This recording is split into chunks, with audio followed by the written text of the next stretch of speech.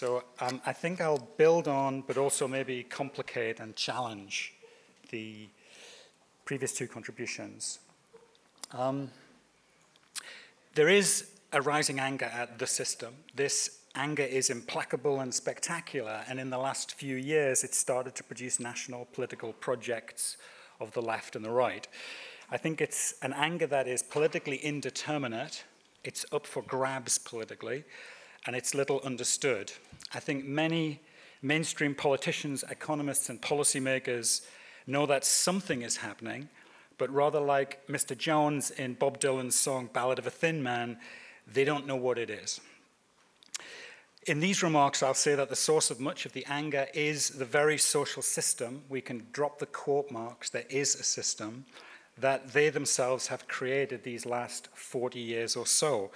The philosopher Michael Sandel talks about a political failure of historic proportions. I'll make two claims. First, that there is a system, and that is the main source of the anger. There is a political economy of anger. It isn't enough to talk about discourse. We have to go on to talk about the material conditions of discourse. The second claim will be that the European Union since the 1980s has been both a product of and a driver of that system. So let's name the system, as we used to say. Globalized neoliberal capitalism is, I would argue, if we step back from it, a particularly weird form of modernity, destructive of the social contract between governments and peoples, upon which the liberal democratic or social democratic center rested. I mean a mode of capital accumulation and social regulation that emerged in the 1980s and is marked by the following: heedless transnationalization, marketization, deregulation, privatization, financialization, an assault on the bargaining power of labor, regressive tax systems, and cuts to welfare. After 40 years of this and nearly 10 years of the Long Depression, many Western societies are cracking under the strain. I think we're living in the midst of a triple crisis of this system. In the very long run, a crisis of the self, of neoliberal individualism. In the medium run, a crisis of economics, of neoliberal capitalism. And in the short run, a crisis of politics, of the political management of the 2008 financial crisis and subsequent Long Depression. Our conjuncture, our political moment that we're trying to make sense of is defined by, as we used to say, is overdetermined by the coming together of those three crises, of self, of economics, and of political management. At the first level, there's a wonderful book out by a man called Mishra, an Indian intellectual, called The Age of Anger, and he traces the crisis of the contemporary self to modernity itself. We created modern societies, and as we did, our belief in transcendental authority was largely, if not completely, lost. But we came up with some pretty robust alternatives. Social communities with real meaning, notions of collective welfare and common good took root, and sometimes even flourished. Institutions that were able to mediate between individuals and the larger reality of an often scary, often fast-moving, often perplexing modern society were built. Both of these were extremely important for individualism to actually work properly. A question: are they being eroded by neoliberalism? There's no such thing as society, as Mrs. Thatcher put it. This neoliberal individualism doesn't really work properly. It's unlivable. The idea that sovereign and possessive individuals are supposed to pursue their self-interest in the marketplace through competition to fulfill their individual desires and needs, as if. Mishra observes that we've never really lived like this before, and most of us really can't. And it isn't enough to tell people to get with the program. The idea that we can live like this, Mishra calls a kind of mysticism. And I think that's the first crisis of the neoliberal self. The second is economics, the crisis of neoliberal global capitalism. Tony Blair used to say this: you can't just say, stop the world, I want to get off. By the world, he meant the neoliberal global capitalist world, and by getting off, he meant you can't reject what that world demands of us. Well, what if an awful lot of people want their politicians to do exactly that? What if they want their politicians to put capitalism, democracy, and social stability back into some kind of more or less harmonious relationship? No need to caricature it. No one's thinking about going back to some golden age that never existed. They simply want capitalism, prosperity, and social stability to be put into some kind of relationship that they themselves can live with, and they think their children can live with. Since the 1980s, capitalism has been fantastically productive. There have been winners, not just the 1%, but we have to say many millions in absolute poverty in the global south. But in Western societies, neoliberal capitalism has produced a political economy of anger with 5 components, which I'll now talk about. The first is economic inequality rises sharply. In 1950, top executive pay in Britain was 30 times that of the average worker. In 2012, it was 170 times. In The Spirit Level, a book by Wilkinson and Pickett, they demonstrate that extreme inequality is associated with rising illness, family breakdown and crime, mental distress, drug use, as well as a general fraying of what the policymakers call social cohesion. Between 2007 and 2015, real wages in Britain fell by 10.4%, a drop equaled only by Greece. During the same period, the richest 1,000 people in Britain saw their wealth more than double to 576 billion. The second component of the political economy of anger, social mobility, slows, seizes up, and even goes into reverse. The angry feel locked out from neoliberal growth because they are locked out from neoliberal growth. In President Obama's first term, do you know how much of the income growth in the US went to the top 1%? Over 90% of the income growth in Obama's first term went to the top 1%. Neoliberal capitalism has what some people call the St. Matthew effect. I think of it as the Billie Holiday effect, as in the lyric of her song, God Bless the Child. Them that's got shall have, them that's not shall lose, so the Bible says, and it still is news. We're so quick to pathologize the anger or to dismiss it as racism, I'm not sure we've truly registered what these kind of numbers mean. When I tell my comfortable London friends that my working class hometown in the northeast of England was doing better when I was growing up there in the 1960s than it is today, with its pound shops, its payday loan shops, its charity shops, its pawnbrokers, and its boarded up shops, I sometimes see their eyes glaze over. At that moment, I have to confess, I sometimes feel the anger pulse through me. And then a thought occurs. We seem to be going back to the world of Charles Dickens, two nations invisible to each other. My friends, almost all Remainers, should have listened up. 61% of Leave voters in the UK thought that for most children growing up today, life will be worse than it was for their parents. 60% of Leave voters also thought life in Britain is not better today than it was 30 years ago. The third component of the political economy of anger, welfare systems are being eroded. Neoliberal capitalism demands that politicians hack away remorselessly at what would once have cushioned the fall, the social wage. The decay of the welfare state in Britain has reached such a pitch that its agencies have become, as portrayed in Ken Loach's searing film, I, Daniel Blake, institutions of conscious or unconscious social cruelty. By 2020, local councils will have lost 60% of their income. This means the slow death of public transport, parks, leisure centres, pools, playgrounds, public toilets, museums, libraries, adult social care, sure start centres, shelters for the homeless, women's refuges, youth services. We heard yesterday about new technologies and the creation of the post-human. Well, elsewhere, some councils are turning off the street lighting to save money. The fourth aspect of the political economy of anger is that neoliberalism produces a crisis of political representation. The angry feel the old parties no longer represent them, and in truth they don't. And in truth they can't, because the system won't allow them to. I'm not talking about the failings of this or that party or politician. I'm talking about a question of structure. The political scientist Peter Mayer argues that even political parties of the left no longer really aim to represent people, but rather to govern them. Rather than championing, supporting the needs of their base to the system, they manage the integration of their voting base into the needs of the system, securing their support for trade deals, tax cuts, so-called welfare reform, more restrictive labor laws, and ideology. And they do this often through great big dollops of ideology. Ideology about a third way, about we're all in it together, about solidarity, about one nation, and other catchphrases. One result has been what Susan Watkins has called a representational vacuum on the left of the political spectrum. Peter Mandelson, the guru of New Labour, once declared, "We are all Thatcherites now," before a gathering of third-way leaders. European social democracy is becoming often a political force that pursues a slightly kinder and slightly gentler neoliberalism, which some have dubbed social neoliberalism. Fifth, and in the context of the four components I've mentioned so far, fifth, the politicization of mass immigration by the political entrepreneurs of the right. Anger about immigration has been mobilized politically in a very specific economic context. Continuing mass unemployment, stagnant wages, severe austerity, the erosion of the social wage.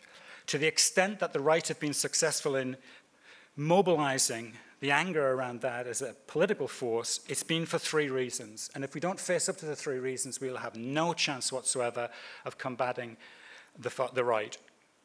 Firstly, because we have to accept that immigration was truly mass, truly rapid, and essentially uncontrolled. Between 1997 and 2010, 3 million net immigration in the UK. This year, 650,000 immigrants, 330,000 net. As David Goodhart noted in his book, The British Dream, Successes and Failures of Post-War Immigration, this is a demographic revolution. Second, because this demographic revolution happened without any manifesto commitments, any proper national conversation, any popular support, without any adequate social policy framework, without any serious adjustment funds or impact funds, and without either an industrial strategy or a regional policy. And third, because when people began to express concerns about this demographic revolution, they were met often with lies and abuse by liberal politicians and opinion formers. First, the scale of the immigration was denied, and then those concerned about the impacts of immigration were dismissed as bigoted, as the racist, as the former Labour Prime Minister Gordon Brown was famously caught saying in an unguarded moment. Now, add all this together, rising inequality, collapsing social mobility, a crisis of political representation, a crisis of communication between politicians and publics around the issue of immigration, and you get something that was predicted by the political theorist Ralph Miliband, father of Ed and David Miliband, and Ralph predicted a thing called desubordination, by which he meant deference will collapse, trust in authority and elites will plummet. And he predicted also this: in time, other political movements will work out how to turn that into radically different arrangements. And I think that's partly what we're living through now. The third level of the system in crisis, I think, is the political management of the financial crash. And in some ways, this was the final straw. Since 2008, the political management of the crash and depression has involved this: using taxpayers' money to bail out the financial institutions and then clawing it back by austerity. In doing this, governments transferred the stresses of the crisis from markets to politics. And in doing that, they dealt a body blow to liberal democracy. After 2008, to put it bluntly, people's noses were simply rubbed in it. A kind of social disintegration took place, especially in the southern cone, without precedent in post-war Europe. The recovery, such as it is, has largely benefited the already comfortable, as catalogued in Danny Dorling's Cry of Moral Outrage, Inequality in the 1%. So that's the first claim. There is a system, and it is the source of the anger. There's a political economy of anger. The second claim is that the European Union has been both a product and a driver of this political economy of anger. It is constitutionally neoliberal, so it's a driver of this. Whatever it could have been, the European project has been decisively reshaped by the forces of neoliberalism since the 1980s. The EU has turned into a powerful engine of liberalization in the service of deep economic restructuring of social life, said a German writer, and I'm sorry if I mispronounced his second name, Wolfgang Streeck of the Max Planck Institute, who's written a book which is very influential in the UK, The Age of Uncertainty. There's an ideology that the EU is an alternative to neoliberalism, and then there's the reality that the European Union has actually constitutionalized neoliberalism. Single market law is thoroughly neoliberal and is enshrined in single market rules and the case law of the European Court of Justice. Economic and social policy alternatives, genuine alternatives, are not allowed. even supporters of the EU project, such as my co-panelist, Jan Werner Müller, who we heard from, has noted in London Review of Books that Angela Merkel wants for the Eurozone rigid rules and legal frameworks beyond the reach of democratic decision-making. Beyond the reach of democratic decision-making. I'll return to that idea. The single currency also cut across democracy. It got some countries into trouble, and then it stopped them getting out of trouble. When you can't devalue your currency or default on your debt, all you have left is growth. But you can't have that either, because you can't grow while slashing and burning pensions, wages, social services, deflating your economy, and seeing your tax take shrink. And when the Greeks said oxy, democracy, the response was to offer even worse terms, neoliberalism. The Eurozone crisis in extremis even led to the removal of elected governments and their replacement with compliant technocrats under huge pressure from the Troika, the EU, the European Central Bank, and the IMF. The markets were kept happy and the euro was kept intact, but the price was very high. As the BBC Europe editor Gavin Hewitt put it in his very valuable book, The Lost Continent, democracy was discarded like unwanted clothing. And this leads me to the second aspect of the relationship between the rising anger and the EU. 5 minutes. In short, the EU is now a central part of the crisis of political representation. How so? Well, think about that idea again, an economy run on rigid rules and legal frameworks beyond the reach of democratic decision-making.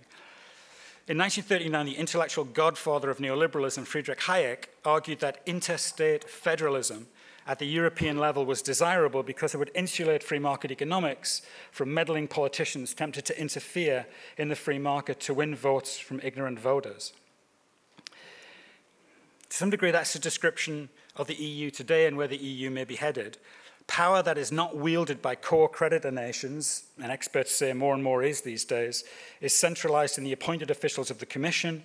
The European Parliament, of course, apologies to any MEPs here, is not a parliament. And the Council, an intergovernmental body, consists of heads of state who are not elected by the inhabitants of the countries whose fate they decide. EU binding economic rules limit what national politicians can do, no matter what their electorates say. As for TTIP, it reads like some Hayekian fantasy, corporations suing elected governments for listening too closely to the demos. And there's no mechanism to transfer funds within the EU, not serious amounts of money anyway, as a nation state would do. What if it's been a colossal error to think of nation states as embarrassing anachronisms hostile to democracy? What if, in fact, there's an intimate relationship between democracy and peoplehood and the nation state? What if, rather than reduce identity to the reactionary tradition of the counter-enlightenment, as I thought Ken and Malik did earlier in a wonderful speech, what if we also saw that peoplehood and national self-determination have been and remain core democratic and progressive values? I mean, be careful. If we demonize the idea of peoplehood and national self-determination, we open the door to the new authoritarians. For the first time ever, the majority of mankind lives within the political structure of the nation state. The great empires are no more. The irrepressible demand for self-government by peoples has pushed them aside. What if, far from being a threat to democracy, the nation state is the only stable underpinning we've yet come up with to sustain the commitments, sacrifices, and levels of trust that a democracy requires? What if the Georgian political philosopher, Nodia, is correct to point out when he says, democracy has always emerged in distinct communities. There is no record anywhere of free, unconnected, and calculating individuals coming together spontaneously to form a democratic social contract ex nihilo.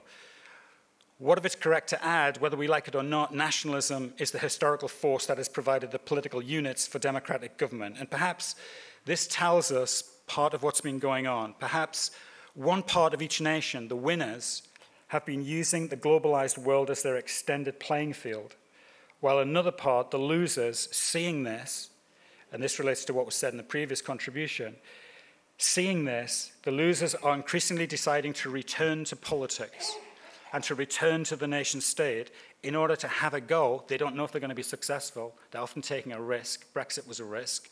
But they're having a go at leveling things up, seeking refuge in democratic protection, popular rule, local autonomy, collective goods, and egalitarian traditions. If that's happening, is it really so hard to understand the temptation? And if that is what is happening, the task of progressives is surely not to sneer, not to disdain, not to caricature, but to understand and then to articulate that anger and to make it part of a progressive program. For me, and we have no time to go into this, that means the reinvention, nothing less than the reinvention of social democracy. But that's subject for another day. Thank you.